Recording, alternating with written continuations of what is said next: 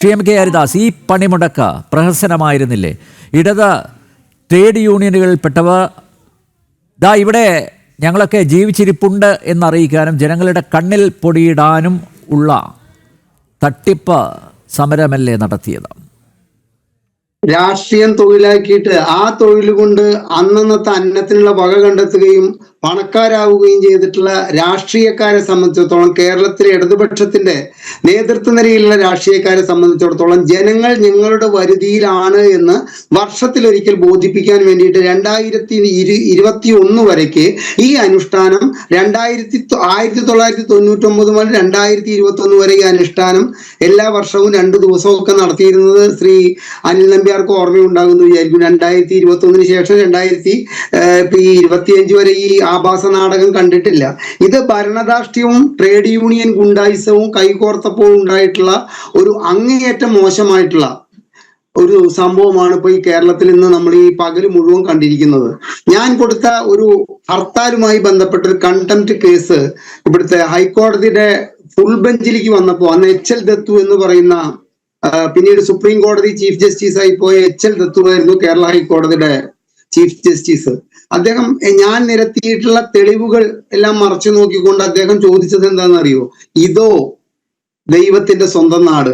അന്ന് ദൃശ്യമാധ്യമങ്ങൾ ഇത്ര സജീവമല്ലാത്ത കാരണം കൊണ്ട് പ്രമുഖ പത്രങ്ങളിലെ വെണ്ടയ്ക്ക അക്ഷരത്തിലുള്ള ഫ്രണ്ട് പേജിലത്തെ ഒരു ചോദ്യമായിരുന്നു, ഇതോ ദൈവത്തിന്റെ നാട് എന്നുള്ളത്. സത്യത്തിൽ ഇന്ന് പകലെ നിങ്ങളുടെ TV-യിൽ ഇതൊക്കെ കൂടി കണ്ടപ്പോൾ ചോദിച്ചു, ഇതോ ദൈവത്തിന്റെ നാട്? അതുപോലെ തന്നെ ലോകരാജ്യങ്ങൾ മാതൃകയാക്കാൻ വേണ്ടിയിട്ട് ഇന്ത്യൻ ജനാധിപത്യത്തിന്റെ ഭരണഘടനയെയും ഇന്ത്യൻ ജനാധിപത്യത്തെയും അങ്ങേയറ്റം മാതൃകയാക്കിയിട്ടാണ് മറ്റു രാജ്യങ്ങളിലെ ഭരണഘടനയും ജനാധിപത്യ ഭരണവും കൊണ്ടുപോകുന്നത് എന്ന് പറയുമ്പോൾ നമുക്ക് ഇന്ത്യൻ ഭരണഘടനയ്ക്കും ഇന്ത്യൻ ജനാധിപത്യത്തിനും എന്തോ ഒരു തകരാറ് ഇവിടെ ഇന്ത്യയിൽ പറ്റിയിട്ടുണ്ട് എന്ന് വേണം നമ്മൾ മനസ്സിലാക്കാൻ. എന്താണ് ശ്രീ അനിൽ നമ്പ്യാർ ഇവരുടെ ഡിമാൻഡ്? തൊഴിലാളി ചൂഷണം തടയുക, തൊഴിലാളികൾക്ക് വേണ്ടുന്ന അവർക്ക് ലഭിക്കാവുന്ന ആനുകൂല്യങ്ങൾ വാങ്ങിക്കൊടുക്കുക. ഇന്ത്യയിൽ അല്ലെങ്കിൽ കേരളത്തിൽ എന്ത് തൊഴിൽ ചൂഷണമാണ് നടക്കുന്നത് എന്ന് അക്കമിട്ട് നിരത്താൻ എന്നോട് എന്റെ സ്ഥാപനം അടയ്ക്കണം എന്ന് പറഞ്ഞിട്ട് മിനിഞ്ഞാന്ന് ഫോൺ ചെയ്ത കക്ഷിയോട് ഞാൻ ചോദിച്ചു, സുഹൃത്തെ എന്തിനു വേണ്ടിയിട്ടാണ് ഈ ഇന്നത്തെ ഈ പണിമുടക്ക്? അതൊക്കെ സാറ് മറ്റേ യൂട്യൂബൊക്കെ നോക്കിയിട്ട് അല്ലെങ്കിൽ മാധ്യമങ്ങൾ നോക്കിയിട്ടോ മനസ്സിലാക്കിക്കോളൂ. ഞങ്ങളെ സംബന്ധിച്ചിടത്തോളം ലോക്കൽ ആളുകൾക്ക് കിട്ടിയിരിക്കുന്ന വിവരം ഇതാണ്: ഈ സ്ഥാപനം തുറന്ന് പ്രവർത്തിപ്പിക്കരുത്, കടകളൊന്നും തുറന്ന് പ്രവർത്തിക്കരുത്. ഞാനത് പറഞ്ഞു. തുറന്നു കഴിഞ്ഞാൽ ഉണ്ടാകുന്ന ഭവിഷ്യത്തിന് ഞാൻ ഉത്തരവാദി. എനിക്ക് വേണ്ടപ്പെട്ട ആളാവുക കാരണം കൊണ്ട് ഒരു വാണിങ്ങിന്റെ രൂപത്തിൽ തന്നിട്ടുള്ളതാണ്. അതായത് അണികൾക്കോ CPM-ന് സ്ഥിരമായി വോട്ട് ചെയ്യുന്നവർക്കോ പോലും എന്തിനു വേണ്ടിയിട്ടാണ് ഈ സമരം എന്നുള്ളത് ബോധ്യപ്പെടുത്താൻ സാധിച്ചിട്ടില്ല. ഞാൻ അതിന്റെ 1-2 ഉദാഹരണങ്ങൾ പറയുകയാണ്. 132 പൊതുമേഖലാ സ്ഥാപനങ്ങളിലെ എനിക്ക് കിട്ടിയ കണക്ക് അനുസരിച്ചിട്ട് 89 പൊതുമേഖലാ സ്ഥാപനങ്ങൾ നാളിതുവരേക്ക് അടയ്ക്കാനുള്ള EPF തുക 226 കോടി രൂപയാണ്. അതായത് തൊഴിലാളിയിൽ നിന്ന് പ്രതിമാസ ശമ്പളത്തിൽ EPF തുക കട്ട് ചെയ്യണമെന്ന EPF നിയമത്തിന്റെ പേരിൽ തൊഴിലാളിയിൽ നിന്ന് കട്ട് ചെയ്യുകയും തൊഴിലുടമയുടെ വിഹിതവും ചേർത്ത് EPF-ൽ കൃത്യമായി അടയ്ക്കേണ്ട തുക, അപ്പോഴാണ് ഈ തൊഴിലാളിക്ക് ഈ പലിശ അടക്കം പിന്നീട് അവൻ പിരിഞ്ഞു പോകുമ്പോൾ ഈ പൈസ കിട്ടുക. 132 പൊതുമേഖലാ സ്ഥാപനങ്ങളിൽ 89-90 പൊതുമേഖലാ സ്ഥാപനങ്ങളുടെ വീഴ്ച തുകയാണ്, കുടിശ്ശികയാണ് ഈ പറയുന്നത് 262 കോടിയോളം രൂപ. ക്ഷമിക്കണം, നേരത്തെ ഞാൻ 222 എന്ന് പറഞ്ഞത് തെറ്റി. 262 കോടിയോളം രൂപയാണ് അടയ്ക്കാനുള്ളത്. ഇനി അടുത്തൊരു കാര്യം ഞാൻ പറയുകയാണ്. ഇന്ന് ഇവിടെ ഈ ആഭാസ സമരം നടത്തിയ നേതാക്കന്മാർ ഉൾപ്പെടെയുള്ള CITU-വിന്റെ ആധിപത്യത്താൽ ഭരിക്കപ്പെടുന്ന KSRTC-യിൽ നിന്നും പിരിഞ്ഞു പോയിട്ടുള്ള തൊഴിലാളികൾക്ക് ഇതേ EPF കുടിശ്ശിക, അത് EPF കുടിശ്ശിക നമ്മുടെ പ്രൗഢ ഫണ്ട് ഓഫീസ് വഴിക്കല്ല, അവിടെ സംസ്ഥാന സർക്കാരിന്റെ ഒരു EPF ഫണ്ട് തുടങ്ങിയിട്ടാണ് KSRTC പോലുള്ള സ്ഥാപനങ്ങളുടെ EPF കൈകാര്യം ചെയ്യുന്നത്. EPF തുക 19.5 കോടിക്ക് മേലെയാണ്. ഈ കണക്ക് ഞാൻ പറയുന്നത് ഡിസംബറിലെയാണ്. ഇപ്പൊ അത് ഏകദേശം 25 കോടിയായിരിക്കും. ഇത് ഞാൻ എങ്ങനെ അറിഞ്ഞത് വെച്ച് കഴിഞ്ഞാൽ, ഒരു തൊഴിലാളി ഈ KSRTC നിന്ന് വിരമിച്ച ഒരു തൊഴിലാളി എന്റെ കൂടെ ജോലി ചെയ്യാൻ വേണ്ടി ജോലി ചോദിച്ചു വന്നപ്പോ ഞാൻ ചോദിച്ചു, എന്താണ് താങ്കൾ കുറച്ച് നല്ല പോസ്റ്റിലൊക്കെ ഇരുന്നിട്ടുള്ള ഒരു വ്യക്തിയല്ലേ, എന്താണ് ഇപ്പൊ ഇങ്ങനെ വരാൻ കാരണം? സാറേ, ഞാൻ ലോൺ അടയ്ക്കാൻ പറ്റുന്നില്ല. കാരണം എന്താ വെച്ചാൽ EPF തുക കിട്ടിയിട്ട് ആ ലോൺ അടയ്ക്കാമെന്ന് വിചാരിച്ചപ്പോ EPF ഞാൻ പിരിഞ്ഞു പോന്നിട്ട് കഷ്ടി 1.25 കൊല്ലം, എനിക്ക് ഇതുവരെയ്ക്ക് EPF-ന്റെ തുക കിട്ടിയിട്ടില്ല എന്ന് അറിഞ്ഞപ്പോ ഞാനൊന്ന് എഴുതി ചോദിച്ചതാണ് എത്ര തുകയാണ് കൊടുക്കാനുള്ളത്. സ്വന്തം സംസ്ഥാനത്ത്, അതായത് CPM ഭരിക്കുന്ന സംസ്ഥാനത്ത് CPM-ന്റെ തൊഴിലാളി സംഘടനയായ CITU-വിന്റെ മുഴുവൻ ആധിപത്യവും നിലനിൽക്കുന്ന ഒരു KSRTC-യിൽ ഈ 19.5 കോടി രൂപ പാവപ്പെട്ട തൊഴിലാളികളുടെ പൈസ പിടിച്ചു വെച്ചതോട് കൂടിയിട്ട് തൊഴിലുടമയുടെയും കൂട്ടിയിട്ട് തിരിച്ചു വാങ്ങിക്കൊടുക്കാൻ സാധിക്കാത്തവരാണ് ഇന്ന് കേന്ദ്ര സർക്കാരിന്റെ തൊഴിൽ നയങ്ങൾക്കെതിരായിട്ട് സമരം ചെയ്യുന്ന ഒരു ആഭാസ നാടകം നമ്മൾ കണ്ടത് എന്ന് പറയുമ്പോൾ ഇത് എന്ത് വൈരുദ്ധ്യാധിഷ്ഠിത ഭൗതികവാദമാണ് ശ്രീ അനിൽ നമ്പ്യാർ നമ്മൾ കാണുന്നത്? മറ്റൊരു കാര്യമാണ് എന്താ വെച്ച് കഴിഞ്ഞാൽ, ഗണേശ മന്ത്രി പറയുന്നു KSRTC ബസ്സുകൾ ഓടും, മറ്റേ TP രാമകൃഷ്ണൻ നേതാവ് പറയുന്നു KSRTC ബസ്സുകൾ ഓടില്ല. അതും വൈരുദ്ധ്യാധിഷ്ഠിത ഭൗതികവാദത്തിന്റെ വേറൊരു മുഖമാണ് നമ്മൾ ഇന്നും ഇന്നലെയായിട്ട് കണ്ടിരിക്കുന്നത്. ഇതിന് ഈ കുറച്ചൊന്നുമല്ല ഇതിന് ഉളുപ്പും തൊലിക്കട്ടിയും വേണ്ടത് ഇത്തരത്തിലുള്ള കാര്യങ്ങൾക്ക്. അദ്ദേഹം ഇന്ന് പറയുന്നത് കേട്ടില്ലേ, ഈ TP രാമകൃഷ്ണൻ എന്ന് പറയുന്ന വ്യക്തി 5 മാസം മുമ്പ് ഞങ്ങൾ ഡിക്ലെയർ ചെയ്തിട്ടുള്ളതല്ലേ. പിന്നെ ഗുരുവായൂരിലേക്ക് തൊഴാനായാലും ചോറ്റാനിക്കരയിലേക്ക് തൊഴാനായാലും അല്ലെങ്കിൽ ആശുപത്രിയിലേക്ക് പോകാനായാലും എന്തിന് ഇവർ പുറത്തേക്ക് ഇറങ്ങി എന്ന ചോദ്യത്തിന് എന്താ ഇവരോട് മറുപടി പറയുക? രോഗം 5 മാസം മുമ്പ് ഇങ്ങനെ ഒരു ഡിക്ലറേഷൻ നടത്തിയിട്ടുള്ളത് മിനിഞ്ഞാന്ന് രോഗത്തിനോട് പറഞ്ഞാൽ രോഗം നാളെ രാവിലെ വരുള്ളൂ എന്നുള്ളത് ശാരീരികമായിട്ടുള്ള ഒരു അറിവ് നേടാനുള്ള മസ്തിഷ്ക ബുദ്ധി നമ്മുടെ മനുഷ്യ ശരീരത്തിനുണ്ടോ ശ്രീ TP രാമകൃഷ്ണ? ഇത്തരത്തിലുള്ള വിടുവായത്തങ്ങൾ പറയും മുമ്പ് ഈ 5 മാസമല്ല, നിങ്ങൾ 5 കൊല്ലം മുമ്പ് പറഞ്ഞാലും സ്വന്തം അധ്വാനിച്ചിട്ട് അനിൽ നമ്പ്യാരെ ഞാനൊരു ചോദ്യം ചോദിക്കുകയാണ്. ഈ സമരം ഇത്തരത്തിലുള്ള ഒരു പണിമുടക്ക് പ്രഖ്യാപിക്കുകയും ആ പ്രഖ്യാപിച്ച പണിമുടക്ക് കേരളത്തിൽ അത് അങ്ങേയറ്റം വിജയിപ്പിച്ചു എന്ന് ജനങ്ങളെ കൊണ്ട് പറയിപ്പിക്കാൻ വേണ്ടിയിട്ടുള്ള ഇത്തരത്തിലുള്ള ഗുണ്ടായിസം കാണിക്കുകയും ചെയ്തിട്ടുള്ള ഇതിൽ എത്ര നേതാക്കന്മാർക്ക് തൊഴിൽ ചെയ്തിട്ട് പരിചയമുണ്ട്, അല്ലെങ്കിൽ തൊഴിലാളികളുടെ ബുദ്ധിമുട്ട് മനസ്സിലാക്കിയിട്ടുള്ള പരിചയം ഇവർക്കുണ്ട്? ഈ ചോദ്യം എത്ര തൊഴിലിന്റെ മഹത്വം അറിയാവുന്ന എത്ര പേര് ഈ സമരത്തിൽ പങ്കാളികളായിട്ടുണ്ട്?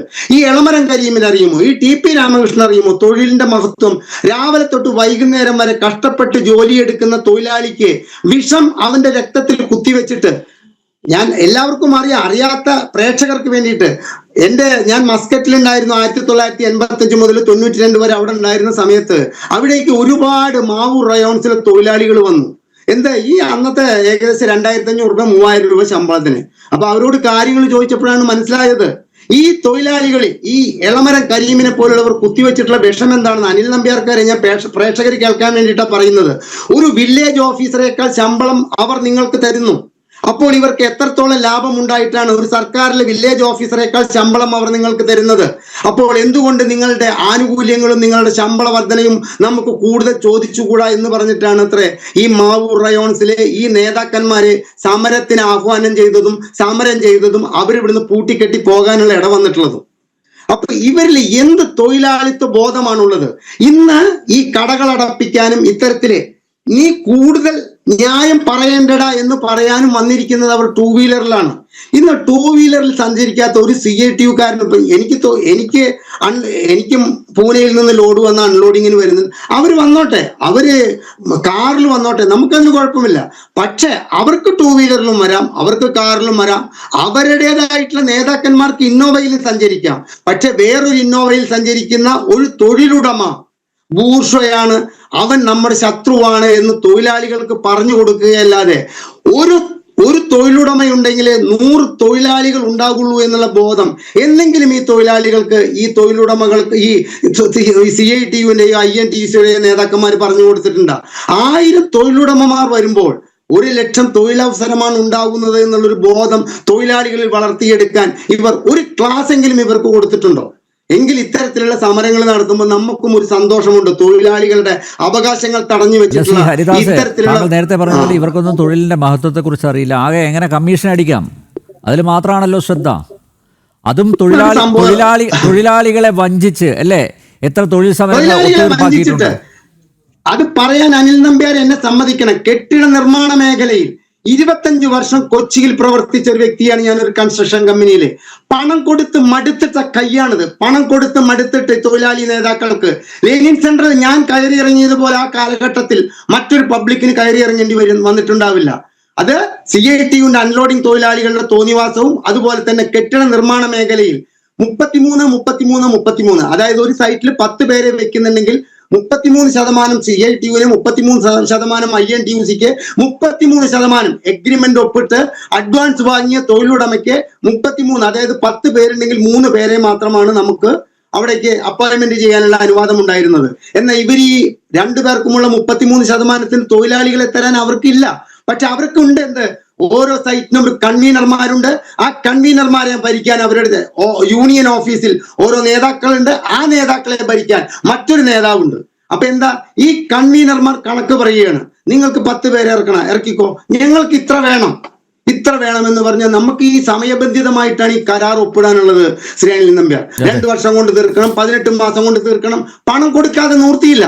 പണം കൊടുത്ത് തഴമ്പിച്ച ഈ കൈകൾ മരട് നെട്ടൂരിൽ ഒരു ഹോസ്പിറ്റലിന്റെ പണി നടക്കുമ്പോൾ സങ്കടം വരാറായി. മരിച്ച്, അതായത് ബാംഗ്ലൂർ ആസ്ഥാനമായ കമ്പനിയാണ് എൻ്റെ, എനിക്ക് ആത്മഹത്യ ചെയ്യാതെ വഴിയില്ലെന്നായി. കാരണം ഇങ്ങനെ കൊടുക്കുന്ന പണത്തിന് കമ്പനികൾക്കും കണക്കില്ലേ. ഞാൻ അവസാനം എന്ത് ചെയ്തു, ഒരു ലോക്കൽ, എനിക്ക് എന്റെ വാർഡിന്റെ, ഞാൻ താമസിക്കുന്ന വീടിന്റെ വാർഡിലെ കൗൺസിലർ CPM-ന്റെയാണ്. അദ്ദേഹത്തോട് ഇത് പറഞ്ഞപ്പോ അദ്ദേഹത്തിന് മനസ്സിലായി ആരാണ് ഈ പണം വാങ്ങുന്നത് എന്ന്. അദ്ദേഹം എന്നെ അന്നത്തെ കൊച്ചിൻ കോർപ്പറേഷൻ മേയർ ദിനേശ് മണിയുടെ വീട്ടിലേക്ക് കൂട്ടിക്കൊണ്ടുപോയി. അവിടുത്തെ തിരക്കൊഴിഞ്ഞ് അദ്ദേഹത്തിന്റെ റൂമിൽ കടന്ന് ഈ കാര്യങ്ങൾ വിവരിച്ചപ്പോൾ അദ്ദേഹം എന്നോട് ആദ്യം ചോദിച്ചത് എന്താണെന്നറിയോ? പണം കൊടുത്തു മടുത്തൂല്ലേ എന്നാണ് ചോദിച്ചത്. അപ്പൊ ഇവരുടെ എല്ലാവർക്കും അറിയാം, തൊഴിലാളികളുടെ തല എണ്ണിയിട്ട് ഇവര് പണം വാങ്ങുകയാണ് എന്ന്. നാളെ എന്റെ തല പോയാലും എനിക്ക് വിഷമമില്ല. ഞാൻ അനുഭവിച്ച കഷ്ടത്തിന് പിന്നീടുണ്ടായിട്ടുള്ള സംഭവം കൂടി അനിൽ നമ്പ്യാർ കേൾക്കണം. ഞാൻ ഈ പരാതി പറഞ്ഞ നേതാക്കളെയൊക്കെ കാലഘട്ടത്തിന്റെ ഓരോ ഘട്ടത്തിലും പാർട്ടിയിൽ നിന്ന് പുറത്തേക്കാക്കിയിട്ടുണ്ട്. ഇപ്പൊ അവരൊക്കെ മറ്റ് രാഷ്ട്രീയ പാർട്ടികളിൽ പ്രവർത്തിക്കുകയാണ്. എന്റെ കയ്യിൽ നിന്ന് പൈസ മേടിച്ചിട്ടുള്ള ഒരാളും ഇന്ന് CPM-ലില്ല. എല്ലാവരും മറ്റ് രാഷ്ട്രീയ പാർട്ടികളിൽ അഭയം തേടി ഇവരെയൊക്കെ പുറത്തേക്കാക്കേണ്ടി വന്നു. പക്ഷെ ഞാൻ ഈ പരാതി പറയാൻ ചെന്നപ്പോ അവരോട് വഴങ്ങി, അവരോട് ഇണങ്ങിയിട്ട് ജോലി ചെയ്തിട്ട് അവിടുത്തെ പണി അവസാനിപ്പിക്കുകയാണ് താങ്കൾക്ക് നല്ലത് എന്ന് എന്നെ ഉപദേശിച്ചിട്ടുള്ള നേതാക്കളാണ് നമ്മുടെ കേരളത്തിലുള്ളത്. ശ്രീ അനിൽ നമ്പ്യാർ.